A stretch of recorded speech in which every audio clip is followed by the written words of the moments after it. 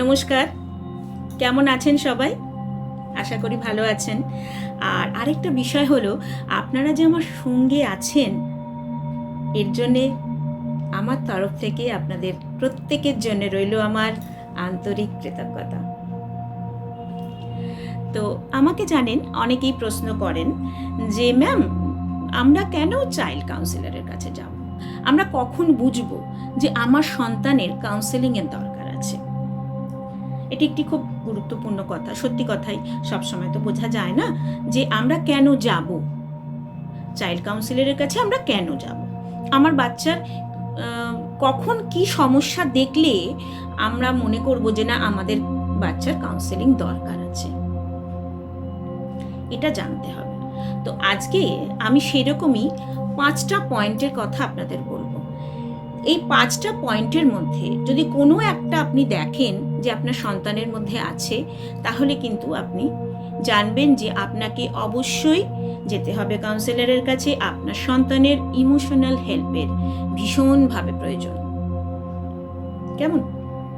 আচ্ছা, নাম্বার 1 হলো যে যদি আপনি দেখেন যে আপনার বাচ্চার পড়াশোনার ক্ষেত্রে ডিটোরিয়েট করে যাচ্ছে, মানে ধরুন আপনি জানেন আপনার সন্তান একটা রেশিওতে যেভাবে পড়াশোনা করছে, যে গ্রেডেশনে করছে, আপনি হঠাৎ করে দেখলেন সে গ্রেডেশনটা না নেমে যাচ্ছে, ধীরে ধীরে পড়াশোনাটা তার কমে যাচ্ছে, পড়াশোনার মানটা কমে যাচ্ছে, এক্সামের রেজাল্ট তার ভালো হচ্ছে না, তখন আপনি বুঝতে পারবেন যে নিশ্চয়ই আপনার সন্তানের মনের ভেতর কোনো একটা সমস্যা চলছে,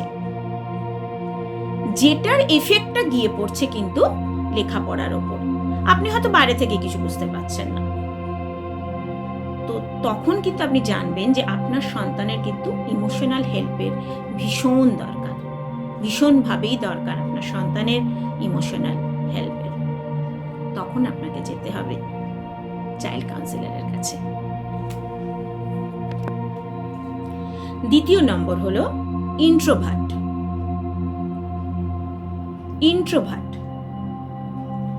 যদি আপনি দেখেন যে আপনার বাচ্চা হঠাৎ করে চুপ করে গেছে, আগে যেভাবে কথা বলতো, সকলের সঙ্গে কথা বলছে না, চুপচাপ থাকছে, তখন আপনি বুঝবেন যে নিশ্চয়ই কোনো সমস্যা হচ্ছে, যেটা আপনাদের কারো সঙ্গেই সে শেয়ার করতে পারছে না। ইভেন আপনি এটাও ফলো করবেন যে সে বন্ধুদের সঙ্গে কথাটা বলছে কিনা। যদি দেখেন সেটাও করছে না, তার মানে সে বন্ধুদেরকেও তার প্রবলেমটা বলতে পারছে না, তার মনে মনে কিন্তু সেটা গো থ্রু করছে, চুপচাপ বসে আছে, কিছু একটা ভাবছে, কিন্তু কিছু জিজ্ঞাসা করলে উত্তর দিচ্ছে না, একদমই কম কথা বলছে, সবসময় চুপ করে থাকছে, তো তখন কিন্তু আপনাকে বুঝতে হবে যে আপনার সন্তানের ইমোশনাল হেল্পের দরকার